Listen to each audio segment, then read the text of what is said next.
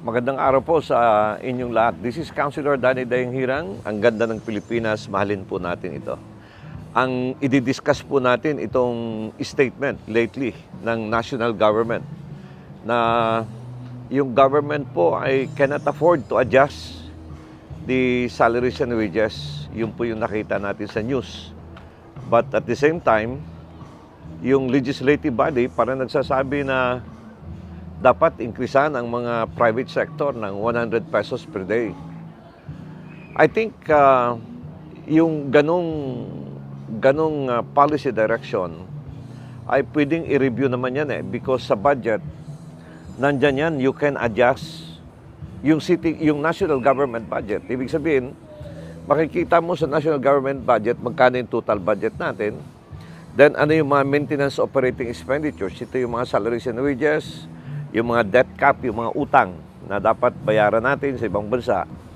And maybe from there, pwede nating tingnan kung ano yung pwedeng i-priority. And as far as I'm concerned, siguro yung salaries and wages ng government employees ay priority to increase. Because yung sitwasyon ng private sector at the same time, yung government employees are the same. So therefore, halos pareho lang, ano? And what the heck, na bakit increase natin yung private, hindi natin taasan yung sweldo ng mga government employees? If the question is we cannot afford, hindi naman siguro. Kasi nandyan yung pera Matter of prioritizing it. So, malaking challenge ito ngayon sa national government kung paano mo i-prioritize. It's a matter of political will and prioritization of government funds. And I go with the increase of salaries and wages of government kasi dito magkakaroon ng efficient and effective discharge of duties and responsibility ng isang empleyado. So for me, dapat kung taasan yung private sector ng salaries and wages, taasan din yung nasa government.